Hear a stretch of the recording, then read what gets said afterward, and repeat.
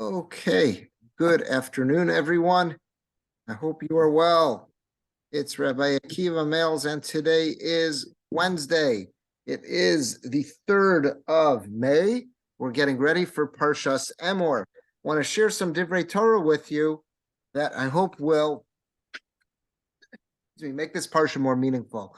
So the Parsha begins Emor. It's all about Kohanim and many of the special dinim and halachos that have to do with Kohanim. That's how the Parsha begins. And then later on, it opens up into almost a digest of all the Yom Tovim, the major Yom Tovim that appear in the course of the Jewish calendar.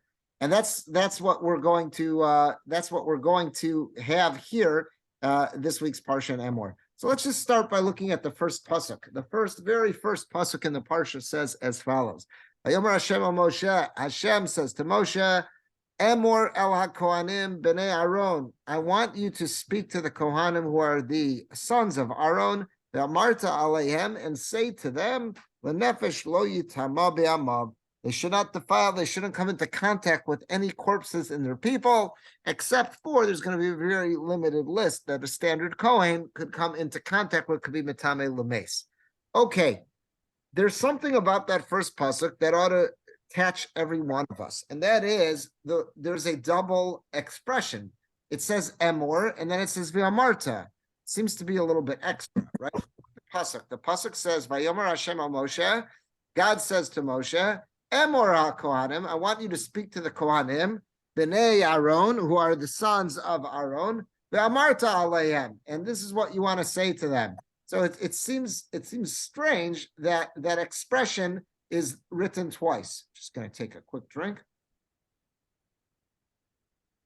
Okay, so let's see Rashi. Rashi points this out. He quotes a Gemara which explains this. Mine's much earlier than ours have come to realize that there is something extra here. But just if anyone hasn't muted themselves, if you wouldn't mind muting yourself, it would be easier than me going back to the original screen and doing so. This way it'll be nice and clear. So let's see Rashi. Rashi says, Emor al HaKohanim. So it's going on the pasuk. The pasuk says, speak to the Kohanim. So Rashi says, Emor v'amarta. The pasuk says it twice. It says, Emor, I want you to speak to the Kohanim. And later it says, and say to them. It seems a bit redundant and repetitive. To have it that way. So let's see. What does Rashi say? He's quoting the Gemara. So what does this mean? Lahazir gedolim al haketanim. So the first Emor is saying as follows: I want you to speak to the adult Kohanim, and that Va'amarta is saying to those adult Kohanim, this is what I want you to be saying to the message I need you to transmit to the Ketanim, to the youngsters. So meaning the reason there is a double expression, here is because what we're doing is as follows. We're saying that we want to speak to the Kohanim, and by speaking to the Kohanim, what we want to do is speak to the adult Kohanim and ask them to speak to the younger Kohanim to be responsible for the younger Kohanim, to make certain that they are going to adhere to all of these laws. So this seems very unique, that there are many times in the Torah where Hashem asks Moshe to transmit a message, a set of dinim, a set of laws to Bnei Yisrael. Yet this is very unique that we find this here, that it's saying here, what I need you to do is speak to the adults, and it's their job to transmit this information to the children. So it's very unique that this is here, but nonetheless, that's what Rashi quotes the Gemara, how to understand this pasuk. We're going to look at a beautiful idea from Rav Moshe Feinstein, and as you will see, that this idea from Rav Moshe was something that would be a point he used a number of different places in the Torah to emphasize. It obviously was a message that was dear to his heart, and we'll see that he uses a number of places, both in his published works on Chumash. It's also in his halachas farm. It's in some of his Gemara's farm. This was a theme that was obviously very close to his heart, and we'll speak about it. So let's see. Here is the piece from Rav Moshe Feinstein on this week's Parsha. Emor ala Kohanim b'nei Aaron v'amarta. So Hashem says to Moshe, I need you to speak to the Kohanim, the sons of Aaron, v'amarta, and speak to them and say to them as follows. And Rashi quotes Rashi, Perish Rashi. Rashi quoted the Gemara and said, Emor v'amarta, lahazir gedolim ala ketanim. The reason there's a double expression here is because Hashem is telling Moshe, I need you to speak to the gedolim, to the adult Kohanim, and impress upon them that it's their job to transmit this information, these instructions to the Ketanim, to all the kids who are Kohanim as well. So let's see. Rav Moshe writes as follows. This is in his Darash Moshe on the Chumash.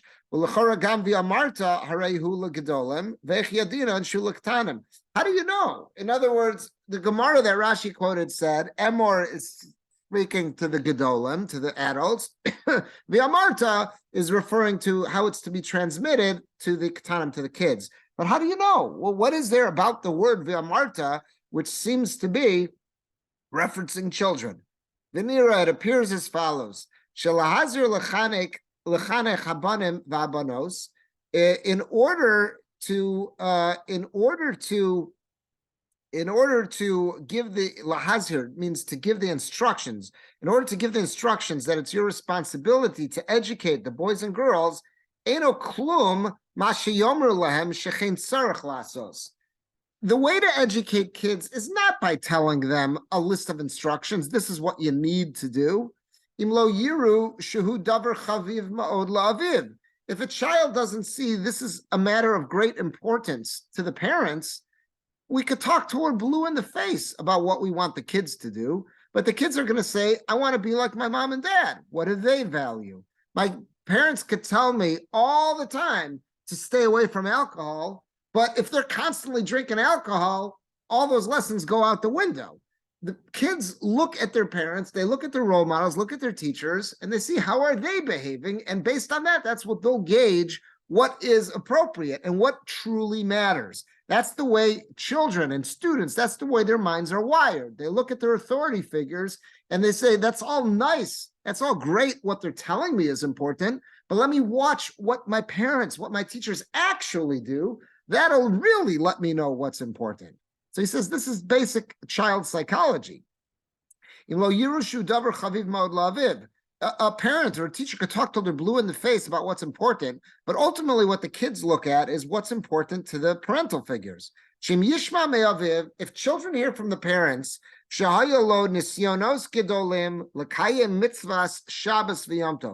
all the kids hear from the parents are as, oh yeah, it's so hard to keep Shabbos and Yom Tov, all these various jobs I had to give up, these economic opportunities, it is so hard. Chol mitzvahs and all the other mitzvahs too. It is so difficult to be a Torah observing Jew. If that's what the kids hear, but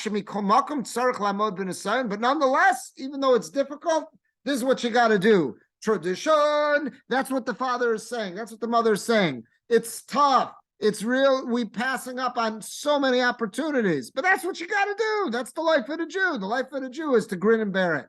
Lo yischanchu abanim mizeh. Kids will not get any positive education from that.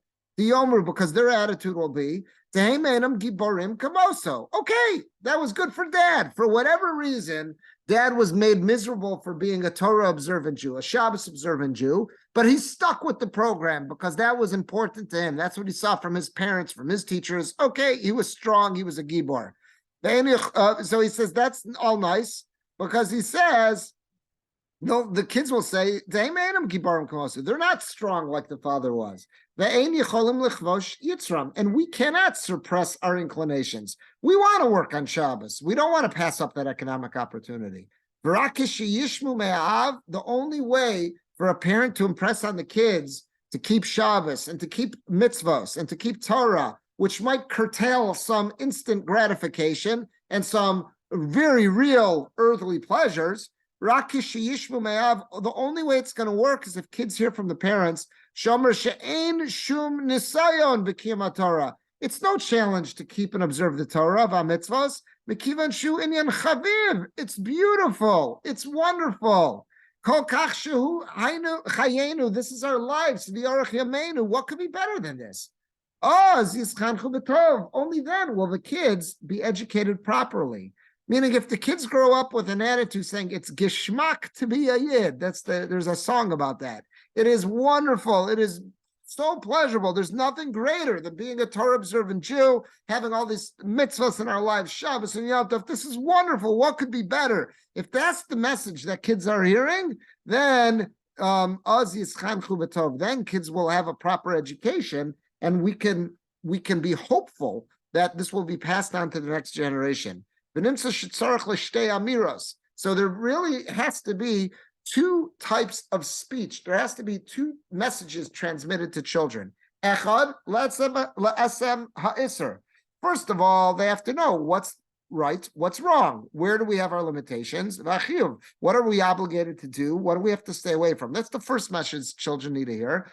V'sheni, but they also need to hear a second message, that this is beautiful, this is wonderful. Only if a Jewish child receives both of those messages could we have any hope of transmitting our Masorah, our heritage, from one generation to the next. Only then could they be properly educated and trained in the way of Torah and mitzvahs. And this is what the Gemara means that Rashi quoted. There was two amiros. There was two expressions of speaking to the Kohanim. Shiyomu l'gedolim is that Moshe has to tell the Gedolim, the adult Kohanim,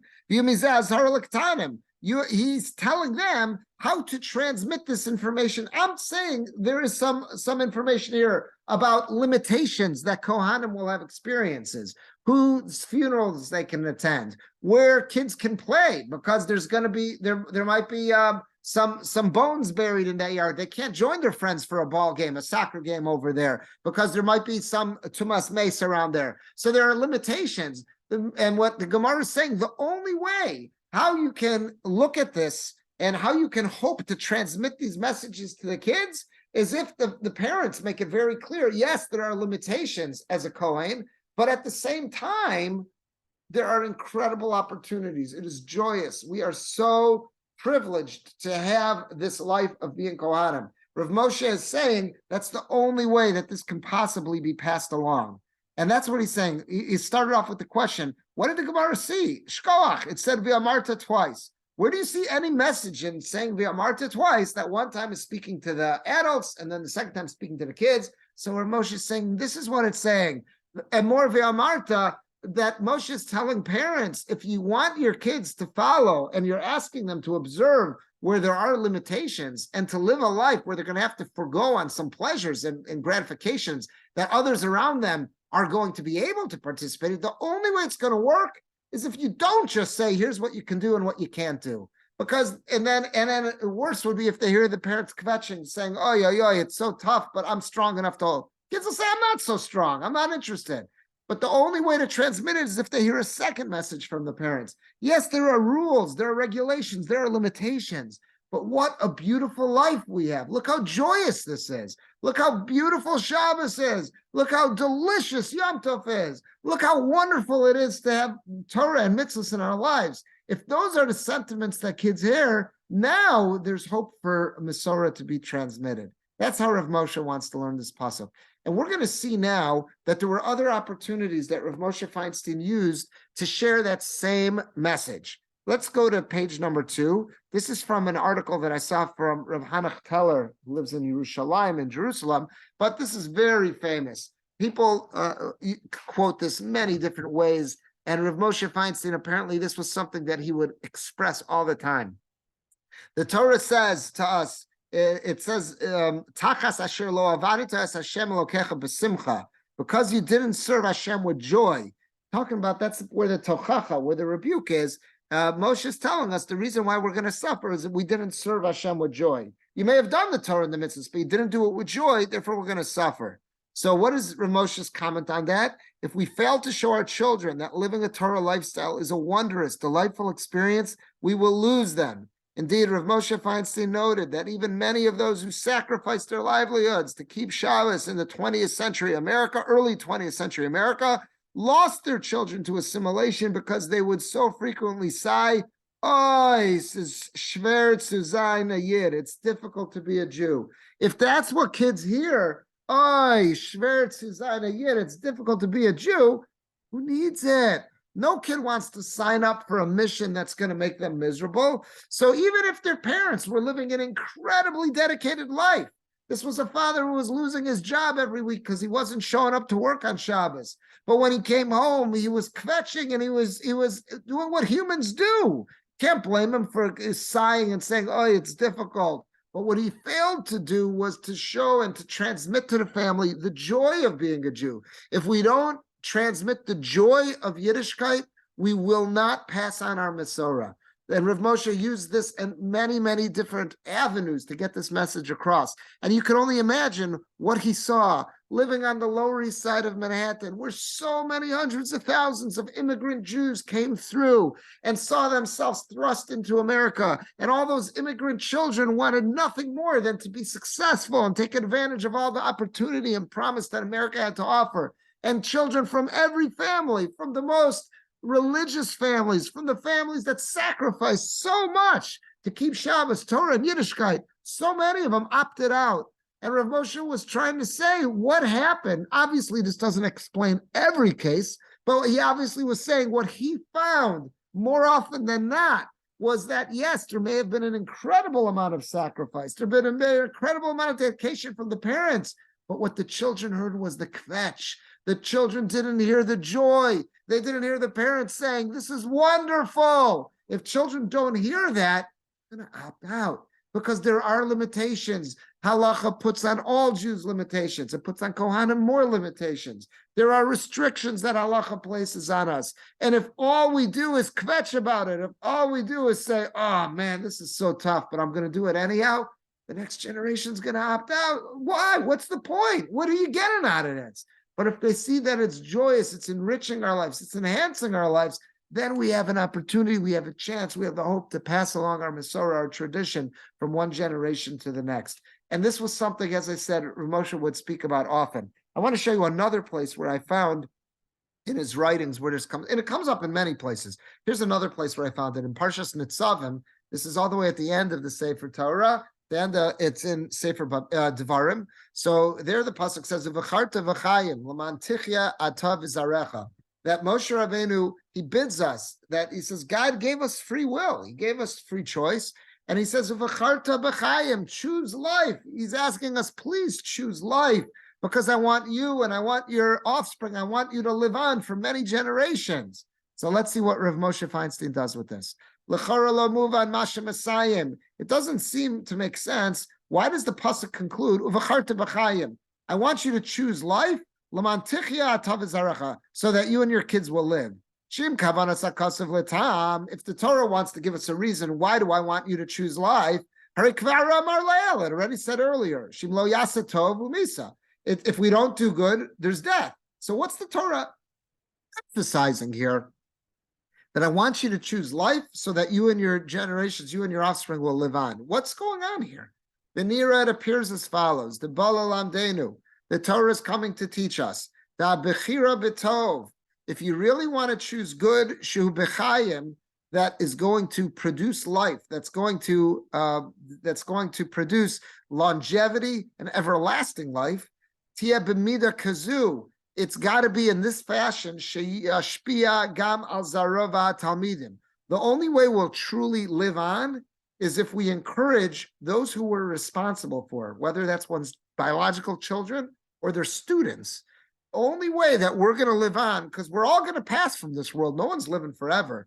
The only way our legacy is going to live on is through the people that we had a chance to influence in this world. And that could be one's biological children, that could be their students, that could be their relatives, that could be their friends, that could be their neighbors' kids. The people that we influence in our life, those are our tickets to everlasting life.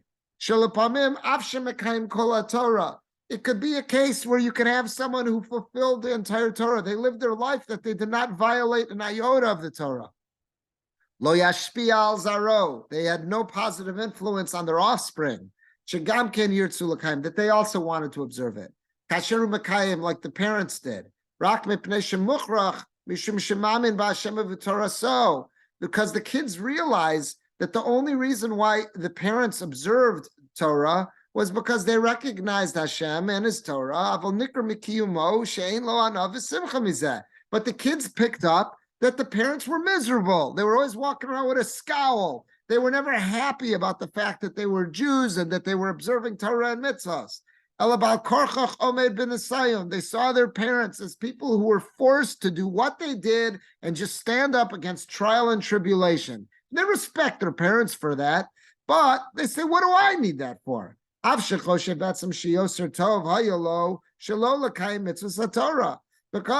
what the parents' attitude might be conveying is, I'm stuck. I can't do anything different. I'm trapped to living a life of Torah, mitzvahs, and Shabbos because that's what I got from my parents and my kids.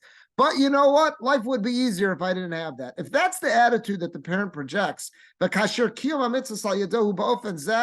that's the way the parent is projecting to the child, and that's the message that they're transmitting to the child, is that I'd really rather not be doing this, but what can I do? I'm trapped. Social Judaism has trapped me. If that's the message the parent is transmitting, I'm sorry, such a message ruins one's children. Because the kid's reaction will be, they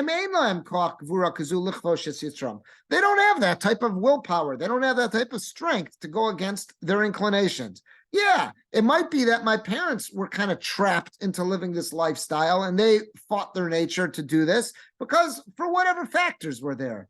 But they were never happy. They never enjoyed life. And me, I don't have those things trapping me in, and I want to enjoy life. The Torah wrote says,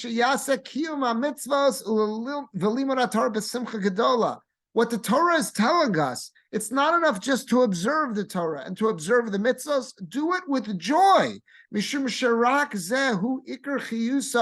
attitude that needs to be conveyed and transmitted is this is what life is all about. Observing the Torah and observing the mitzvah, this is what will bring us joy. If I'm really looking for joy, this is where I'm going to find it, in Torah and mitzvahs, but not from this passing pleasures of this world. They can't hold a candle to the real sense of fulfillment, the real sense of joy that will bring us eternity, that can only come about through Torah and mitzvahs. If a person can find the strength to fulfill the Torah and the mitzvahs with happiness, with joy, and with zest, so then that's what will have a powerful influence on their children and on their students, anyone they're trying to have an influence on. Sheyiru, they will see Shekiyum Torah v'amitzvos. We're all looking to be happy. We all want to be happy. We all want a sense of fulfillment. And if we see people around us walking around with a smile and fulfilled and happy, and we say, why are you so happy? Because I'm doing Torah and mitzvahs. I'm a Jew who's living a life of Torah. I'm going to say, wow, I want some of that too. I want to have what he's having. I want to have what she's having. Look at the joy that's giving them. That's human reaction. If children see that that's what's going to cause joy, to have Torah and mitzvahs in their life, more than the passing fleeting pleasures of this world, that's what's going to do it. That's what's going to make an impression on kids and students. Because then we're going to say, well, it's no comparison. If I have to put on a scale whatever pleasures I'm going to lose in this world by keeping to the Torah and mitzvahs, it can't hold a candle to it. Because look at the joy, look at what I see, what it is that one is getting out of living a life of Torah and mitzvahs. That's what the Torah is telling us in this pasuk. Choose life. How do we really choose life? We want to live forever. How do we choose eternity? You know how? By living a life of Torah and mitzvahs with joy. That'll give me a sense of happiness in this world, but it'll also make me able to pass my passion for Torah and for Judaism on to the next generation, whether it's one's biological children or whether it's their students or other people in the community they want to have an influence on. By acting and by going through living a life of Torah mitzvahs, not just being grumpy, but with joy and letting other people see that joy, feeling that joy. Don't be bashful about it. Express that joy. Now other people will be influenced and want to do it. And that's how we have longevity. Look back at the pasuk where this all started. Hashem is asking us, choose life, the type of life that you will live forever, eternity. Because I want you and your generations to live on. Where does that life come from? That comes from, if I want to have influence on the next generation, taking what I'm doing, the life of Torah mitzvos, and going through it and expressing simcha, happiness, and joy, and letting others know that this is bringing me contentment, it's bringing me fulfillment, it's bringing me happiness. That's how I have a chance of passing it on to others. That's what Rav Moshe is pointing out. And it's such a powerful message. And when you look at that, we all know it's true. We've all seen people, and we could look back at our effective teachers that we remember as kids. Look back at them, how they were so. I remember a Rebbe I had in both 2nd and 5th grade growing up in Cleveland, Rabbi Kalman Fishman, Zichrona Livracha. He passed away a couple years ago. He was so lebedik. He was so excited about Torah and mitzvos. This is wild. I still don't know how he did this. He taught both 2nd and 5th grade for Limudei Kodesh at the Hebrew Academy of Cleveland. And every year before Sukkot, when it was time for Sukkot, he had his students begging our parents, let us go to Rebbe's house on Sunday so we could help him build his sukkah. Okay, he gave out some candies, but that can't explain everything. He was just so excited about sukkahs. It was people who wouldn't want to hang out with him that Sunday and help him build his sukkah. I remember this. We had to build our own sukkah. And we did. We helped my parents build their sukkah. But me and my brother, we would ask my parents, could you take us Sunday to Rabbi Fishman's house so we could help? We want to be part of the project. It was fun. It was exciting. There would be music playing, and there would be all the other kids from his classes that would be there helping building the Rabbi's sukkah. It was a fun time. Who wouldn't want to be part of that? I think about that now. It was genius on his part. I'm sure he knew what he was doing. It was absolute genius. And again, it wasn't like my parents had to fight to convince me and my brother to help with our sukkah. We helped with our sukkah. But find me kids who want to build another sukkah on top of their parents' sukkah. It's not so common. Rabbi Fishman had it. Why? Because he gave off this sense of excitement, this joy, this passion for Yiddishkeit. He made it exciting. Who wouldn't want to be part of that? I thought it was fascinating. And I think about that when I see this piece from Rav Moshe Feinstein. I want to share with you another piece too. And this other piece is from the Aznaim LaTorah of Rav Sorotskin, because what would our class be if we don't quote Rav Sorotskin? And Rav Sorotskin here, we won't do the whole thing inside. We'll speak about outside. What Rav Sorotskin does here is he's curious about this whole drush of Emor ve'amarta. The Gemara is telling us that Rashi quoted, the Gemara is telling us, why is there a double expression of Emor ve'amarta? Because Moshe's job is to tell the parents and tell them, you've got a real responsibility to give this over to kids. Make sure you do it right.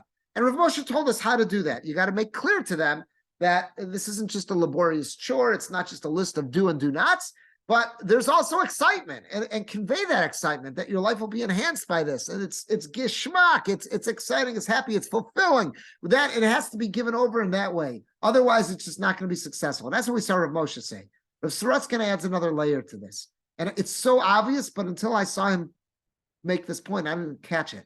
Rav Sorotskin asks, this is a great message, but the Torah is full of chinuch opportunities. It's not this isn't the only time. Parshas Emor is where Kohanim are speaking to, we're finding out what the laws of Kohanim are. This is not the only opportunity for chinuch in the Torah.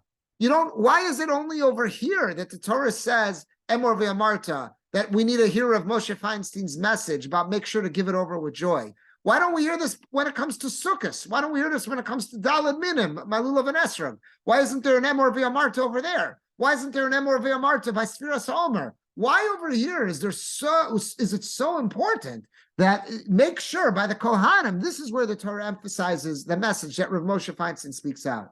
And Rav Sorotskin says is such a beautiful point. It makes so much sense. He says, because catch what's happening here. Kohanim, Jews already have Taryag mitzvahs. We have 248 positive mitzvahs, and we have 365 negative los essays of what we have to refrain from. Jews have a lot of do's and do nots as it is. And now comes Parshas Emor, where we're taking all the Kohanim and say, yeah, you think you knew what you had to do and what you had to stay away from? Guess what, fellas? You've got more. What do you think people's reactions might be? They might be saying, oh my God, enough with these restrictions. We're still trying to wrap our head around that I can't wear wool and linen. And now all of a sudden you're giving me these new restrictions, who I could be metame, who I could contaminate myself for. You tell Kohanim who they can and can't marry. What's with all the restrictions? And as hard as it is for adults to wrap their head around, okay, adults will say to them, look at the upshot, Kohanim. You're going to get to serve in the Beis HaMikdash. Okay, that's great for the adults. What about the kids? How are we going to get this message across the kids? We've got to educate all these little Kohanim, the Pirchei Kahuna, the youth, the young legions of Kohanim in training. How are we going to get them to buy into this? Especially when all their friends are Yisraelim. They don't just have schools for Kohanim. They're hanging out with all their friends who are Yisraelim. They want to play soccer. They want to play baseball with them. And you know what? They're going to find an abandoned field. And I got to tell the Kohanim kids, until we can be certain there's no bones in that field, you can't play soccer there. Until we can be certain that there's no bones in that field, you can't play tag. So how are we going to get this across the kids? That's what Rav Sorotsky is saying. That's why here, because this is a mitzvah in the Torah where we're being told that you're going beyond. Of course, when it comes to regular chinuch for all of Klal Yisrael, we've got to have a sense of positiveness. That's true throughout, but especially here by Kahuna, when you're introducing a higher level, even more. You can't even say, okay, this is what it takes to be a Jew. We're all in this together. No, you're asking a certain segment within Klal Yisrael to take on extra restrictions.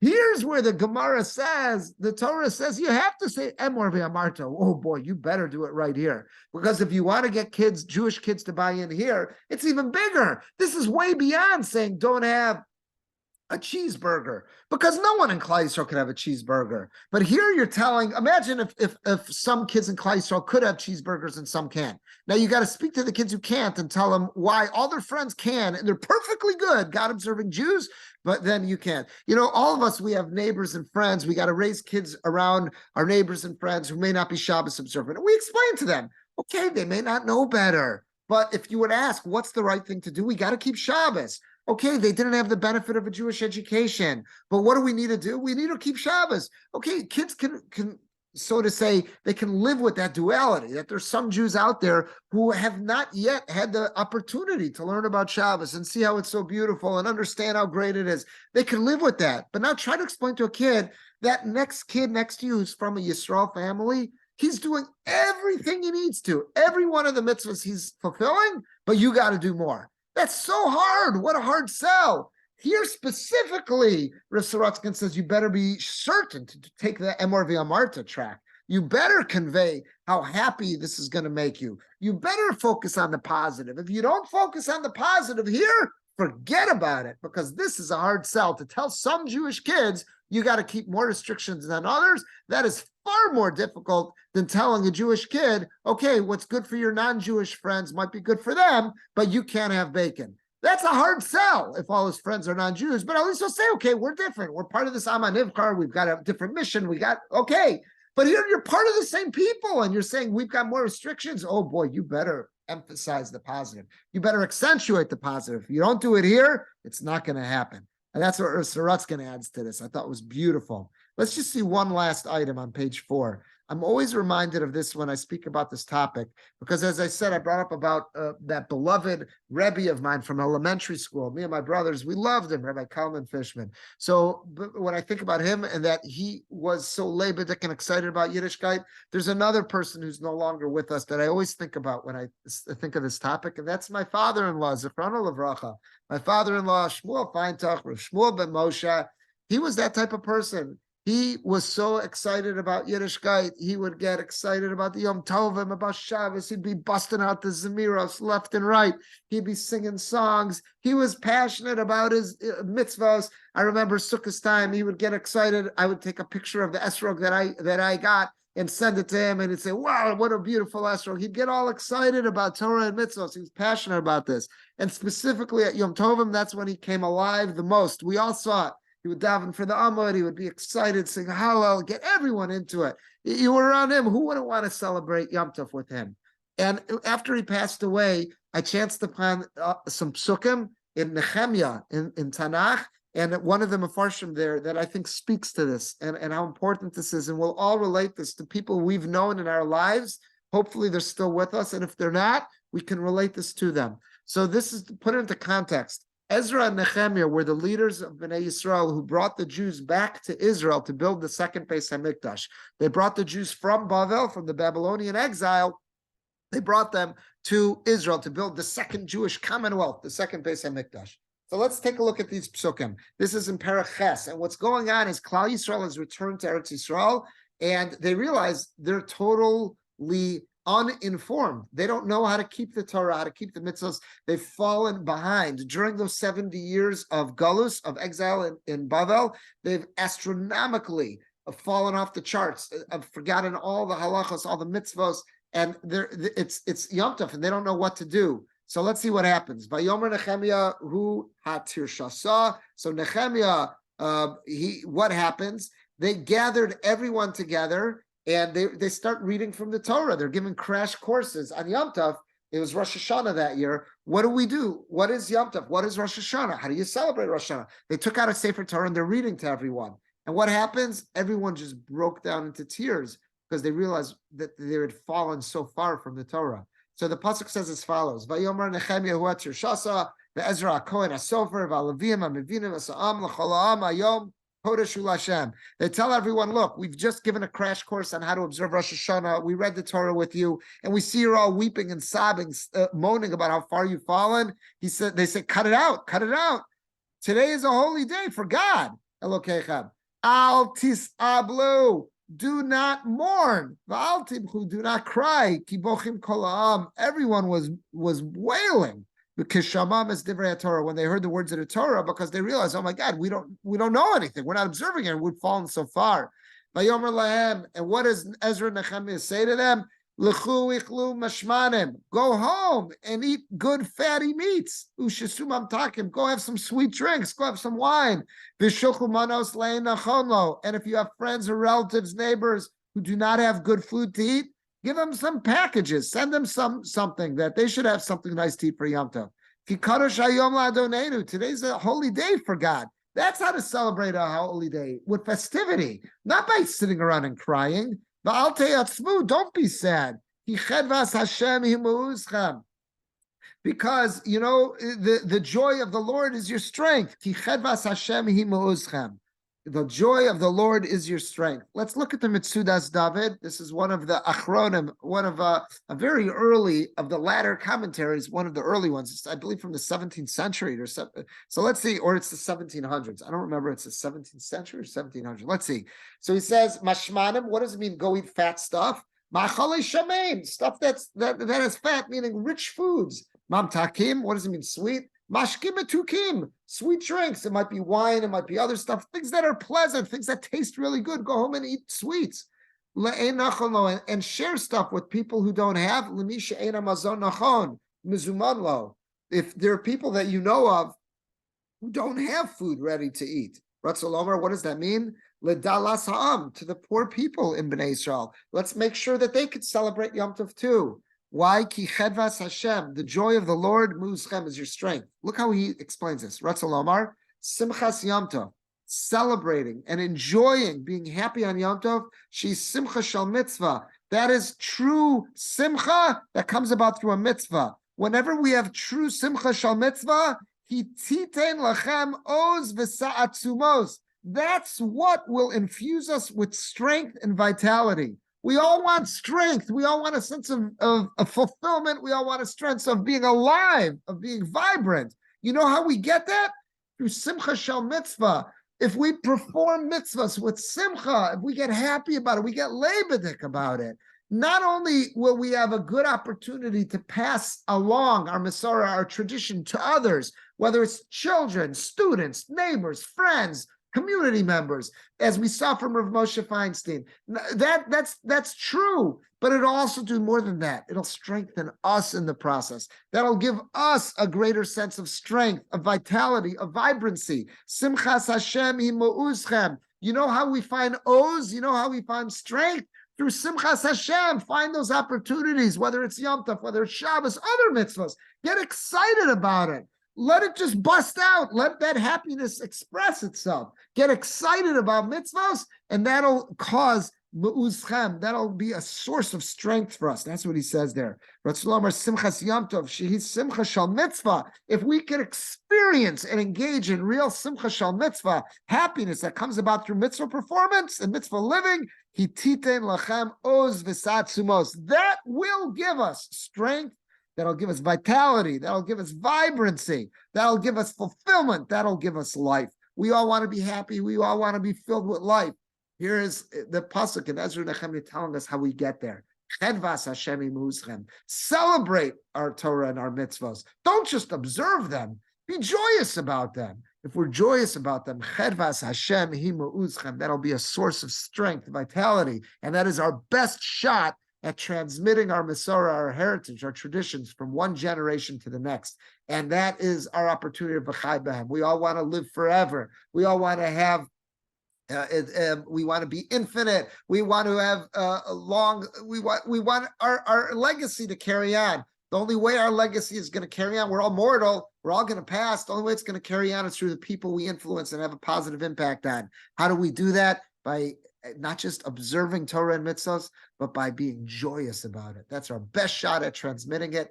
And that, the Navi says, will also give us a strength, of a feeling of strength, and it'll increase our own vitality and our vibrancy as well. I'm gonna pause here. Well, I'm sorry. I mean, we're gonna end.